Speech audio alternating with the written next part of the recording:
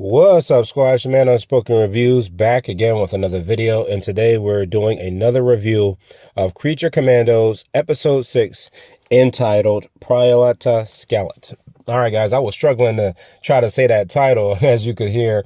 Another origin episode for this time the character of Dr. Phosphorus. As we know, Dr. Phosphorus was brought into Bel Rev to work with the Creature Commandos with the ability to pretty much melt anything down. He's basically a skeleton made of phosphorus, and he can burn pretty much through anything.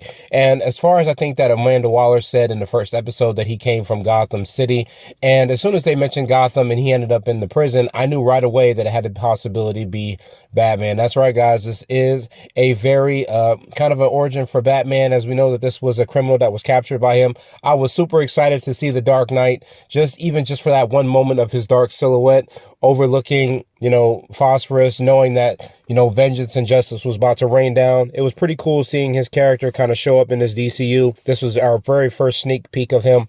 As far as I did see that it's still been a thing that they haven't found anyone to be the actor for Batman just yet.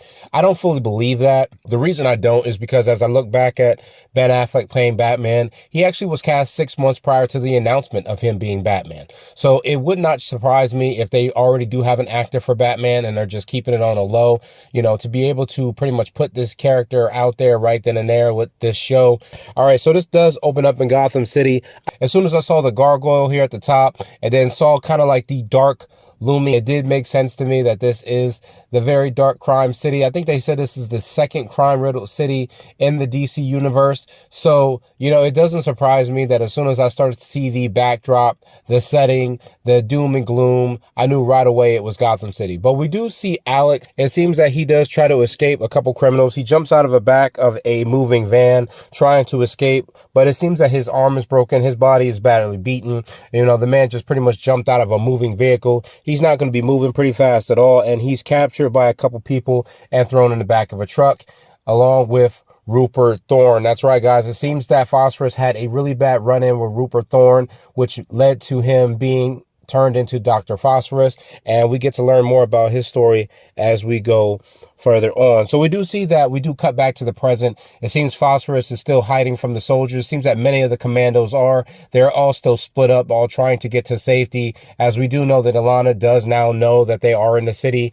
And, thanks to Flag, she does know that they're after her with the intent to kill her.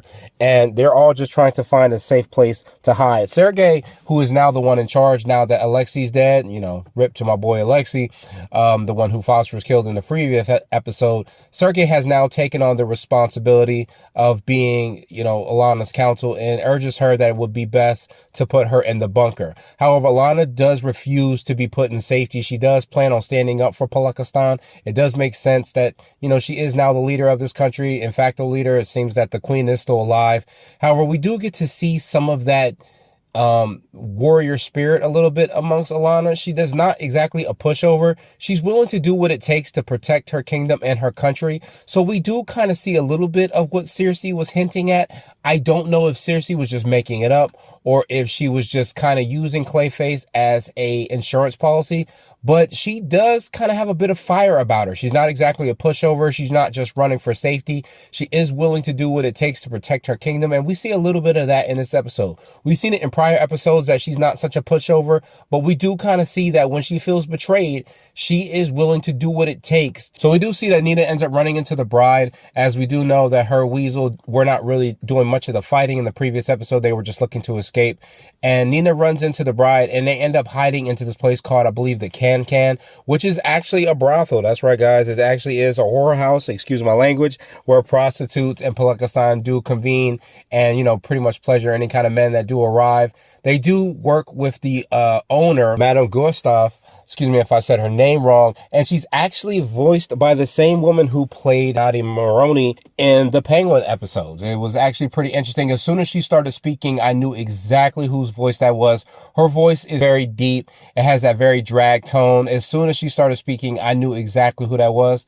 However, she does manage to cover for them and uses the girls to kind of distract some of the guards into lowering their guard a little bit.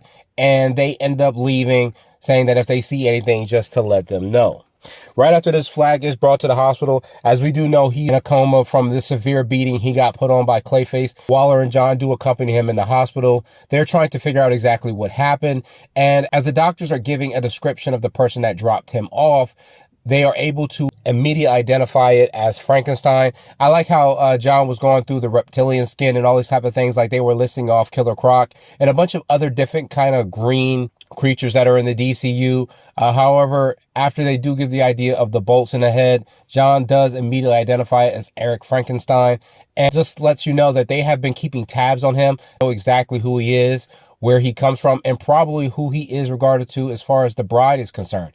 I do know that Waller does say in the beginning of the series that her origin is unknown, but I'm pretty sure Waller did lie about that. If they do know about Eric Frankenstein and they know about the bride, they do look pretty much identical, and it does make sense. You put two and two together, they would be in some type of relation to each other. So I'm pretty sure, you know, Waller did know about Frankenstein and the bride's prior history. Speaking of Frankenstein, he does end up hijacking a flight after he does leave Flag at the hospital, kills everyone on board, and you know, he gives this pilot this whole speech about how he's doing this all for love and how he's doing this to prove to his bride that he is a changed man, and that if he wants to live to see how the story ends, that he will just fly him to Palekistan with no questions asked, or he'll die right then and there.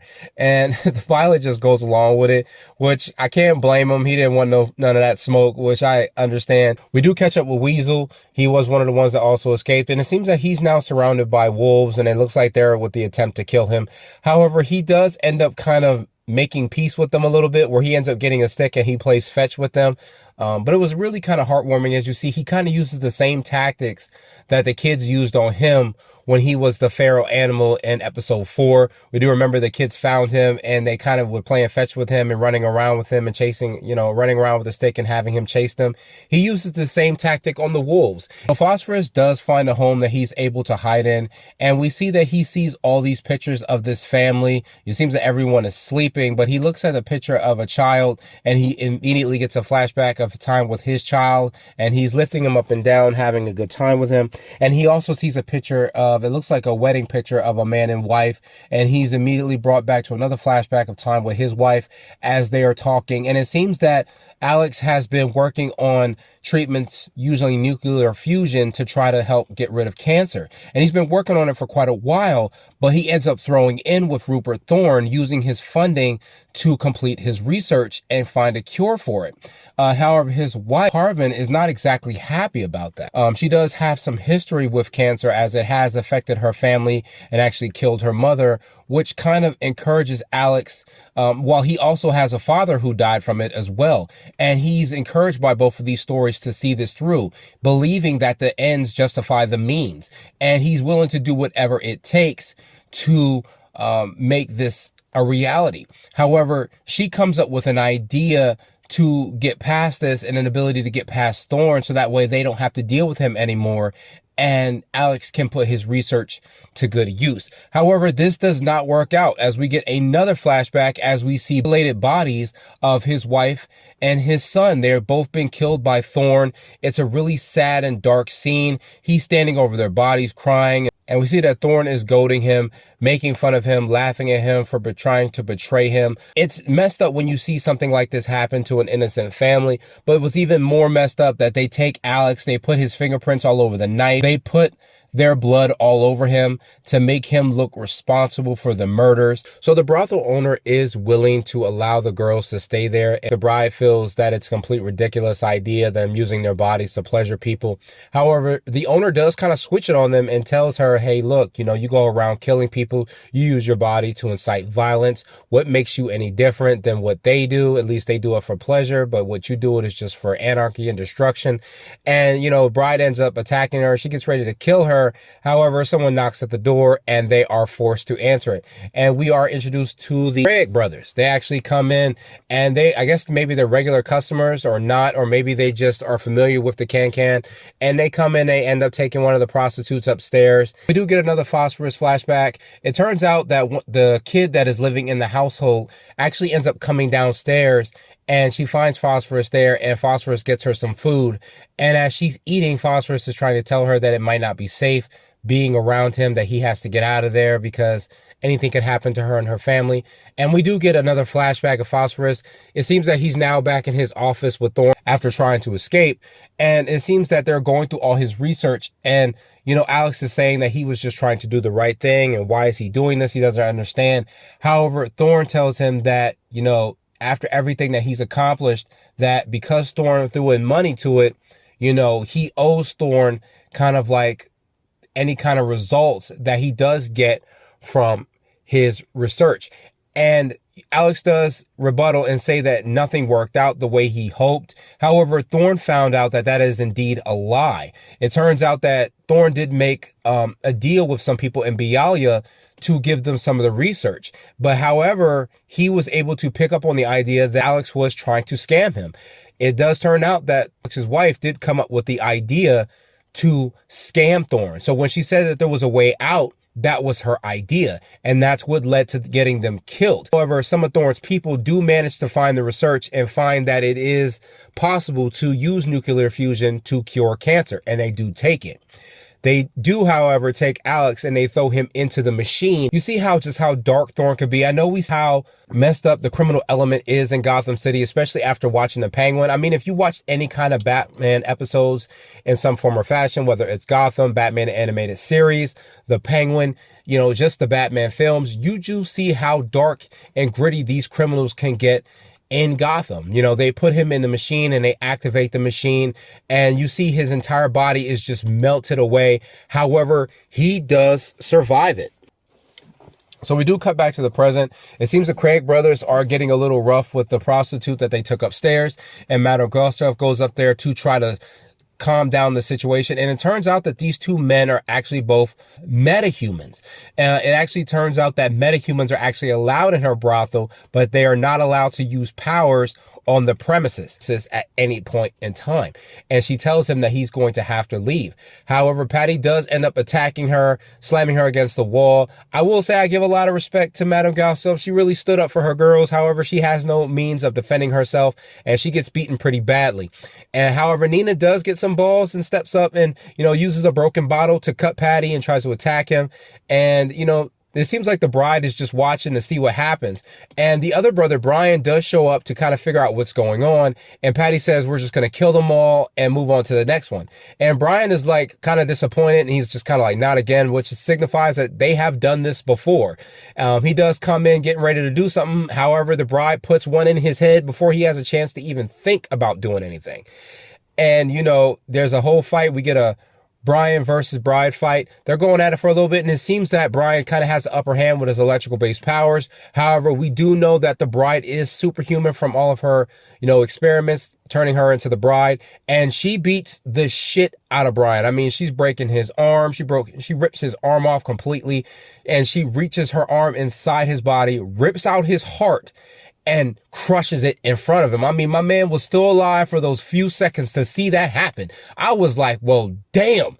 Yeah, I mean, it's like I couldn't believe that shit the way it happened.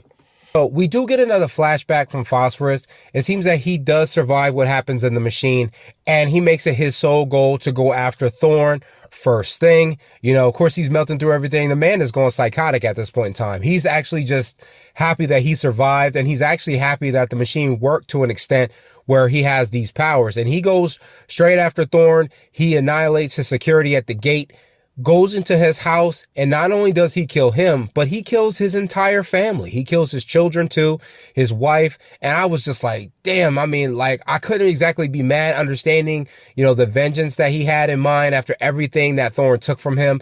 And he doesn't just stop there. He goes around and kills every single man that was involved with Thorn the moment he was put in that machine. He kills all three of his bodyguards. He kills the one in the grocery store. He kills the other one in his home, setting him on fire.